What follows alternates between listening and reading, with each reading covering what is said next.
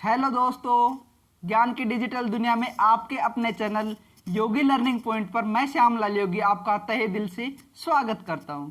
दोस्तों, आज की क्लास का जो अपना टॉपिक है वो केंद्र शासित प्रदेशों की राजधानी और उनके बारे में कुछ संक्षिप्त में जानकारी हम प्राप्त करेंगे। तो दोस्तों, यदि आप हमारे चैनल पर नए हैं और अभी तक यदि आपने चैनल को सब्सक्राइब नहीं किया है तो सबसे पहले आप चैनल को सब्सक्राइब कर लीजिए, बेल आइकन को ऑन कर लीजिए ताकि आने वाली न्यू क्लास की नोटिफिकेशन सबसे पहले आप तक पहुंच सके। तो दोस्तों, आज की क्लास के अंदर केंद्र शासित प्रदेश, कितने केंद्र शासित प्रदेश हैं और उनकी राजधानी क्या क्या है और इनकी स्थिति क्या है, पोजीशन, ज्योग्राफिकल पोजीशन क्या है, इन सब के बारे में हम आज की क्लास में अध्ययन करेंगे। आज की क्लास आपके लिए बहुत ही इंपॉर्टेंट क्लास है, बहुत महत्वपूर्ण क्लास है।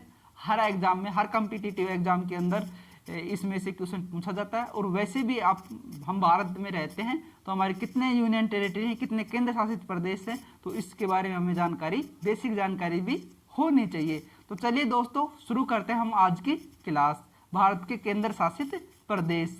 तो भारत की राजधानी क्या है? भारत की राजधानी क्या है? दिल्ली है। ठीक है। तो केंद्र शासित प्रदेश हम शुरू करें उससे पहले मैं आपको बता देना चाहता हूं कि केंद्र शासित प्रदेश कितने प्रकार के हैं, केंद्र शासित प्रदेश कितने प्रकार के हैं और किस किस आधार पर केंद्र शासित प्रदेशों का गठन हुआ है। तो सबसे पहला जो है राष्ट्रीय सुरक्षा के आधार पर, जैसे राष्ट्र की सुरक्षा, देश की सुरक्षा को अगर खतरा है तो देश के जो संसद है उसको अधिकार है कि वो किसी क्षेत्र विशेष को अपने अधिकार क्षेत्र के अंदर ले सकता है। जैसे जम्मू कश्मीर और लद्दाख है, तो अभी हाल ही में भारत सरकार ने जम्मू कश्मीर और लद्दाख को क्या किया? यूनियन टेरिटरी, केंद्र शासित प्रदेश घोषित किया। क्यों किया? क्योंकि राष्ट्रीय सुरक्षा का उसमें खतरा था। तो राष्ट्रीय सुरक्षा के आधार पर जम्मू कश्मीर एवं लद्दाख का गठन हुआ। राष्ट्रीय महत्व, जो दिल्ली है, दिल्ली एनसीआर के अंदर आता है जितना भी एरिया, और दिल्ली है, तो दिल्ली का जो गठन हुआ है केंद्र शासित प्रदेश का, वो किस आधार पर हुआ? राष्ट्रीय महत्व के आधार पर।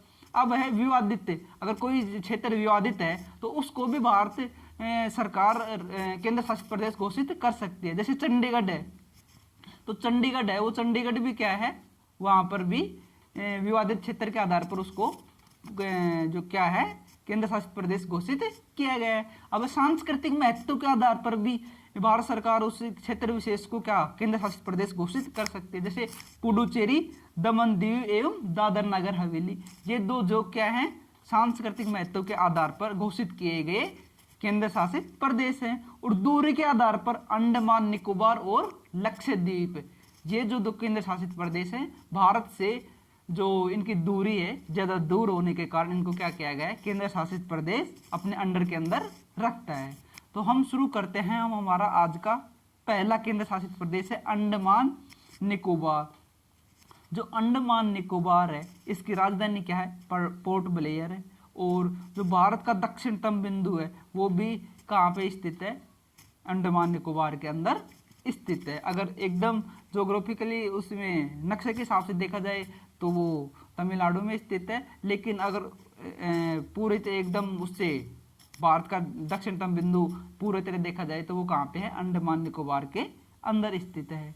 चंडीगढ़, चंडीगढ़ की राजधानी है चंडीगढ़। चंडीगढ़ क्या है? एक केंद्र शासित प्रदेश है और चंडीगढ़ के अंदर प्रशासक नियुक्त होता है। यहाँ पे उपराज्यपाल नियुक्त नहीं होता है। तो उपराज्यपाल कहाँ पे नियुक्त होता है और प्रशासक कहाँ पे नियुक्त होता है, ये भी मैं आपको बता दूं।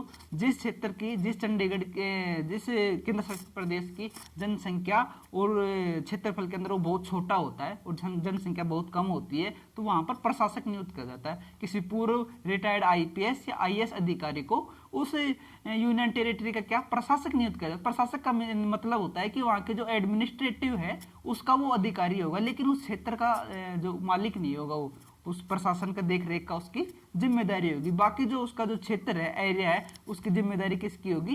केंद्र की जिम्मेदारी होगी।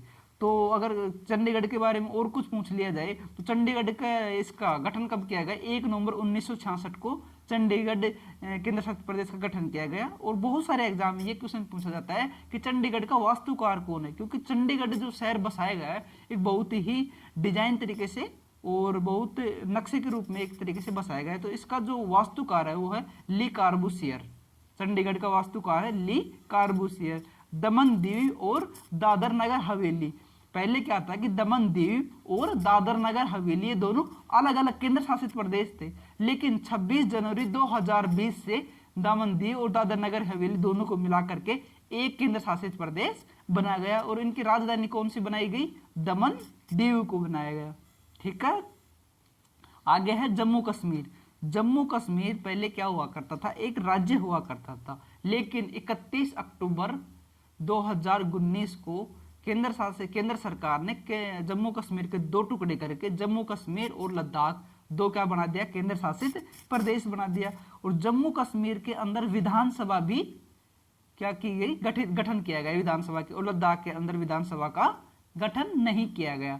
तो जम्मू कश्मीर के अंदर से विधानसभा भी है, और यहाँ पर जो जम्मू कश्मीर है यहाँ पर 20 जिले हैं, राज्यसभा की यहाँ पर 4 सीट है, लोकसभा की 5 सीट है, और इसकी राजधानी क्या है? श्रीनगर और जम्मू। यानी कि श्रीनगर होती है ये क्या होती है? सर्दी के मौसम में होती है। और ग्रीष्मकालीन राजधानी क्या होती है? जम्मू कश्मीर। विंटर राजधानी श्रीनगर और ग्रीष्मकालीन राजधानी जम्मू होती है इसकी। ठीक है, आगे हम देखते हैं लद्दाख। तो लद्दाख का गठन भी कब किया गया? 31 अक्टूबर 2019 को लद्दाख को यूनियन टेरिटरी का दर्जा दिया गया, केंद्र शासित प्रदेश का दर्जा दिया गया। लद्दाख के अंदर 2 जिले हैं, लेह और कारगिल। लद्दाख के अंदर जो जिले हैं वो पता ही है आपको, लेह और कारगिल, और यहाँ पे लोकसभा की 1 सीट है। ठीक है, लक्षद्वीप। लक्षद्वीप की राजधानी है कवरत्ती, और जो लक्षद्वीप है ये छोटे छोटे 32 द्वीपों से मिलकर के बना हुआ है, लेकिन 10 द्वीप ही ऐसे हैं जहाँ पर मनुष्य का निवास है। बाकी के जो द्वीप हैं 20 द्वीप ऐसे हैं जहाँ पर जलमग्न है, वहाँ पे जल भरा हुआ है, वहाँ पर रहने का मनुष्य के रहने के लिए अनुकूल परिस्थितियां नहीं है। केवल 10 ही द्वीप ऐसे हैं। अभी हाल ही में लक्षद्वीप में एक विवाद भी चल रहा है कि वहाँ के जो क्षेत्र है उसका एक विकास नहीं हो पाया है, तो वहाँ के लिए कुछ अलग से कानून, वहाँ का जो प्रशासक है तो उसने अलग से उसके लिए कानून या लॉ पास किया है, जहाँ वहाँ के लोगों उनका विरोध कर रहे हैं कि वहाँ के लोगों की नागरिकता चली जाएगी या लोग यहाँ से उठा करके भगा दिए जाएंगे। इस तरह से वहाँ पर अफवाहें चल रही हैं। और वहाँ पर किया गया बदलाव, क्यों किया गया बदलाव? इसलिए किया गया कि लक्षद्वीप के पास में ही मालदीव है। मालदीव टूरिस्ट का एक बहुत ही हब बना हुआ है टूरिस्ट का। पूरी दुनिया के टूरिस्ट वहाँ पर जाने के लिए लाइन लगाकर खड़े रहते हैं। लेकिन लक्षद्वीप के अंदर भी वही परिस्थितियाँ हैं जो मालदीव में है, वहीं उसी तरह के यहाँ पर भी टूरिस्ट स्थल है वहाँ वैसे ही पहले से। लेकिन लक्षद्वीप की तरफ लोग इतने अट्रैक्ट नहीं होते। तो क्यों नहीं होते? क्योंकि यहाँ पर लोग विकास नहीं हो पाया। तो इसी चीज़ को ध्यान में रखते हुए वहाँ के प्रशासक ने लक्षद्वीप के रिकंस्ट्रक्शन मतलब कि री इंफ्रास्ट्रक्चर, यहाँ पर इंफ्रास्ट्रक्चर को बढ़ावा देने के लिए और पर्यटन को यहाँ पर आकर्षित करने के लिए यहाँ पे इंफ्रास्ट्रक्चर को बढ़ावा दिया गया, यहाँ पर डेवलपमेंट को बढ़ावा दिया गया, यहाँ पर बहुत सारी चीज़ों को मतलब कि ठीक करने के लिए, पर्यटन क्षेत्र को बढ़ाने के लिए ये सारे कदम उठाए गए। लेकिन लोग वहाँ के इसका क्या कर रहे हैं? विरोध कर रहे हैं। आगे है पुदुचेरी। पुदुचेरी की राजधानी पुदुचेरी है। अब पुदुचेरी के अंदर कितने? 4 जिले हैं, यमन, पुदुचेरी, कराईकल और माहे। जो यमन है आंध्र प्रदेश से सीमा बनाता है, जो पुदुचेरी और कराईकल है तमिलनाडु से सीमा बनाता है, और जो माहे है ये केरल से सीमा बनाता है। तो दोस्तों इस चीज को ध्यान में रखना बहुत ही इंपॉर्टेंट है, और ये बहुत सारे एग्जाम में ये पूछा जाता है कि जो पुदुचेरी में 4 डिस्ट्रिक्ट हैं, चारों अलग अलग राज्य से सीमा बनाते हैं। तो यमन होता है, ये यमन है, ये आंध्र प्रदेश से सीमा बनाता है। पुदुचेरी और जो कराईकल है ये केरल से तमिलनाडु से सीमा बनाता है, और जो माहे है ये केरल से सीमा बनाता है। ठीक है, इसमें इतना ही ध्यान रखना है। अब दिल्ली देखते हैं। दिल्ली भी क्या है? एक केंद्र शासित प्रदेश है, एनसीआर पूरा क्षेत्र इसके अंदर आता है। और दिल्ली के अंदर विधानसभा की 70 सीट है, राज्यसभा की 3 सीट है और लोकसभा की 7 सीट है। दिल्ली का वर्तमान में मुख्यमंत्री अरविंद केजरीवाल है। तो बच्चों ये थी आज की अपनी क्लास। कैसी लगी आज की क्लास आपको? आई होप आपको बहुत अच्छी लगी होगी और बहुत सारी नई जानकारी आपको सीखने को मिली होंगी। तो अगर क्लास अच्छी लगी हो तो कमेंट बॉक्स में कमेंट करके जरूर बताइए। जम्मू कश्मीर की ग्रीष्मकालीन राजधानी कौन सी है? तो आज का अपना जो सवाल है वो है जम्मू कश्मीर की ग्रीष्मकालीन राजधानी कौन सी है? जम्मू या श्रीनगर? इन दोनों में से कौन सी जम्मू कश्मीर की ग्रीष्मकालीन राजधानी है? कमेंट बॉक्स में कमेंट करके आपको इस क्वेश्चन का आंसर देना है। और क्लास को अंत तक देखने के लिए, क्लास में लास्ट तक बने रहने के लिए आप सभी का बहुत बहुत धन्यवाद।